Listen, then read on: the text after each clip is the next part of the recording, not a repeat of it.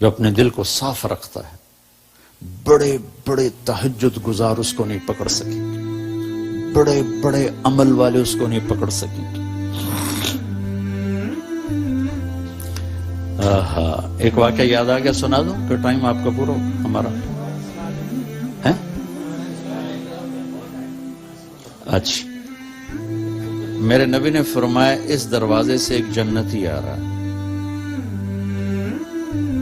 تو ایک صحابی اندر آئے، ہاتھ میں جوتا، پاؤں میں داڑھی میں پانی، وضو۔ اگلے دن آیا، اس دروازے سے ایک جنتی آ رہا ہے، وہی آدمی انٹر ہوئے۔ اگلے دن آیا، اس دروازے سے جنتی آ رہا ہے، وہی آدمی 3 دن مسلسل۔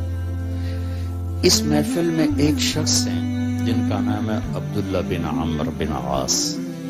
یہ صحابہ میں، جہاں تک میں نے صحابہ کی سیرت پڑھی ہے، سب سے زیادہ عبادت والے شخص۔ ان کے لیول کا ایک آدمی نہیں، ساری رات نفل، سارا دن روزہ، اور دن رات میں ایک ختم قرآن، یہ ان کا عام معمول تھا۔ شادی والی رات، شادی کی رات، شادی ہوئی، بیگم آئی، اتنے فرض نمازاں بھول جاندی ہیں 3 دن پہلے۔ وہ صبح ابا نے پوچھا، بیٹا رات کیسے گزری؟ کہا جی الحمدللہ نفلوں میں گزری۔ تیرا ستیاناس، وہ میں تیری شادی نفلوں واسطے کی تھی؟ جا کے اللہ کے نبی کو شکایت لگائی۔ یہ اس مزاج کے نوجوان تھے۔ ان کو خیال آیا یہ مجھ سے زیادہ عبادت کرتا ہے، سارا جو ٹائم کا گراف ہے وہ تو سارا میں نے پر کیا ہوا ہے، رات ساری تہجد ہے، دن کو روزہ ہے، ایک ختم قرآن ہے، تو اس کے پاس 25 گھنٹے مجھ سے زیادہ عبادت کرتا ہے، جو اس کو 3 دن جنت کی بشارت۔ ان کے پاس پہنچ گئے، چاچا آپ کے پاس کچھ دن گزاروں؟ ذرا ابا ناراض ہیں۔ کہا ہاں بیٹا آؤ۔ ذرا وہ ادھیڑ عمر تھے، ڈھلی عمر تھی۔ عشاء پڑھتے ہی چادر اوپر لی اور سوراخ کر کے لیٹ گئے، بہن ویکھو بزرگ کی کر دیں۔ اور یہاں آنکھ رکھے رکھے رکھے وہ تشریف لائے، اللہم بسم کا منہ تو ہو گئے۔ جو ستے فجر دی اذان تے اٹھ کے بیٹھے، الحمدللہ الذی احیانا بعد ما اماتنا۔ ان کو تو کرنٹ لگا کہ اس بندے تا 2 نفل نہیں پڑے تھے، جنت دی بشارت کتوں لب گئی؟ میری ساری رات سجدیاں چ لگ جاندی ہے۔ وہ پریشان ہو گئے۔ ان کا اچھا میں کل دیکھوں گا، شاید کل کی رات کچھ دکھائیں۔ کل کی رات پھر انہیں چادر ایسے کی اور دیکھنا شروع کیا، اور انہیں آ کر اللہم بسم کا منہ تو احیا سرانے پہ سر رکھا اور او گئے۔ فجر کی اذان پہ آنکھ کھلی، پھر اور پریشان ہو گئے۔ اس زمانے میں تو منافق تہجد نہیں چھوڑتا تھا۔ تیسری رات کا میں دیکھوں گا، تیسری رات دیکھا تو وہی کام، 2 نفل نہیں پڑے، وہ پھٹ پڑے۔ کہنے کے چاچا سچی بتاؤں، میں نے 3 دن تیرے جنتی ہونے کی بشارت سنی۔ میری گھر کوئی لڑائی نہیں تھی، میں دیکھنے آیا تھا تو کیا کرتا ہے چاچا، تو تا ساری رات ستا رہ جانا، تینوں جنت کیوں لب گئی؟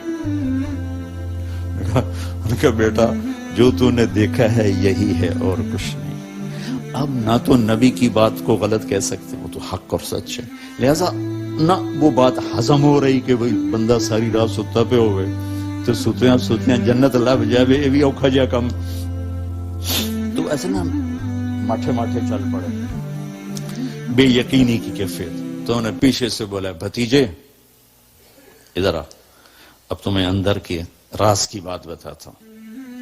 یہاں ہاتھ رکھا، کہنے یہ دل ہے نا، یہ اس میں دنیا کے کسی انسان کے لیے نفرت کوئی نہیں، اور اللہ جب کسی کو کوئی دولت نعمت دیتا ہے، مجھے کبھی حسد نہیں ہوا۔ اب ان کا باڈی ریاکشن دیکھنا، کہنے لگے ہاذا ہوا،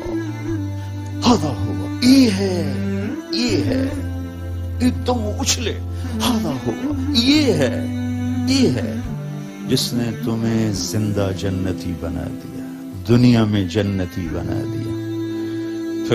پھر کہنے لگے پر یہ کرے گا کون؟ اتنی بڑی عبادت والا بندہ کہ یہ کرے گا کون؟ ایک میٹھا ہوا۔ میرے بھائیو، انسان اپنی نیچر نہیں بدل سکتا، وہ ٹورانٹو میں رہے یا وہ چاڈ میں رہے یا وہ کیمبو. میں تو ان صحراؤں میں پھرا ہوں، زندگی کا خوفناک نقشہ دیکھا ہے، ہزاروں سال پرانی زندگی.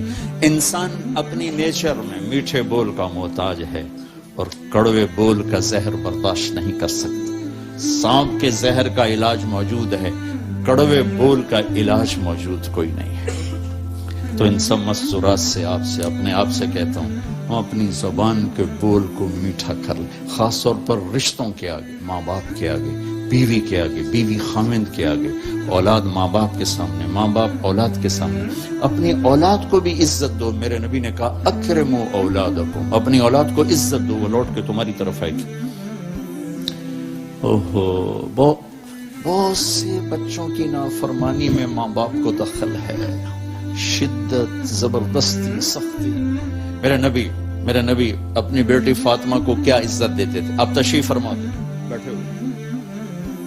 بس فاطمہ کمرے میں، گھر میں تشریف لاتی ہیں. میں باپ ہوں، میں بیٹھا ہوں، بیٹھا رہنا چاہیے، لیکن آپ یوں کھڑے ہوتے، آپ کھڑے ہوتے. فاطمہ داخل ہوئی، آپ کھڑے ہوتے.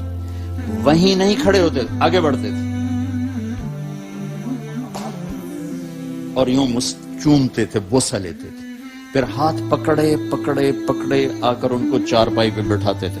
اس کے بعد خود بیٹھتے تھے. یہ میرے نبی نے اولاد کو عزت دے کے دکھا.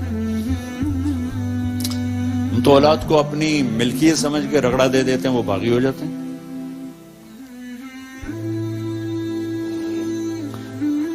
رشتوں میں زبان کا استعمال، تعلق میں زبان کا استعمال، یہ انسان کو اونچا اور نیچا کرنے والی بہت بڑی چیز ہے.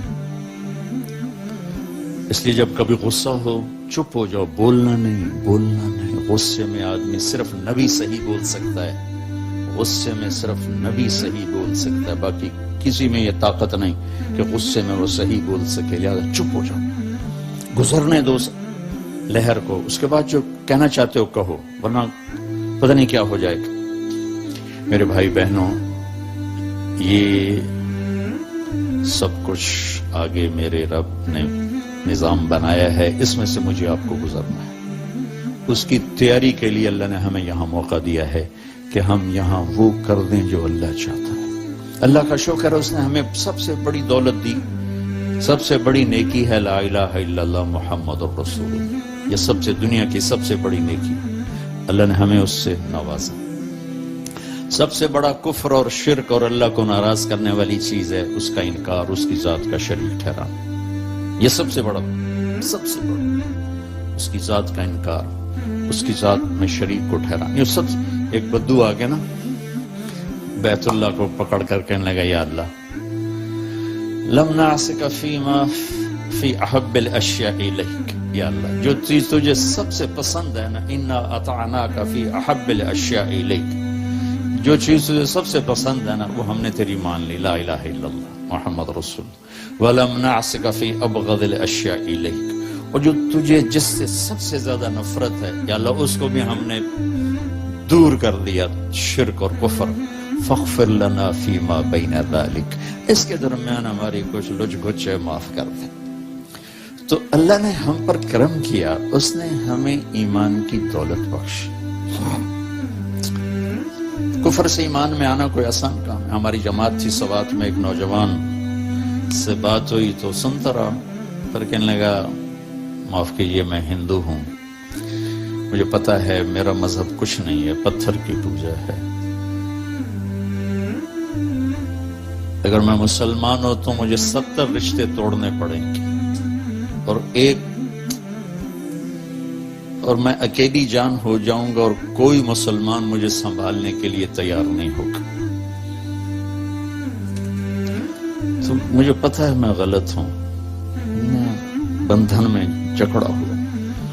تو اللہ نے ہم پہ کرم کیا، ہمیں بڑے امتحان میں نہیں ڈالا، ہمیں اللہ تعالیٰ نے ایمان کی دولت سے نوازا. آگے سے آسان ہے مسئلہ، چند عبادات ہیں، کوئی زیادہ تو نہیں ہے، 5 وقت نماز ہے، کیا مشکل ہے. 1 لوٹا پانی 10 منٹ چاہیے نماز کے لیے، روزہ سال کے بعد ہے، اس میں بیمار کو گنجائش ہے، مسافر کو گنجائش ہے۔ حج اور زکوٰۃ مالدار کے لیے، غریب کے لیے نہیں ہے۔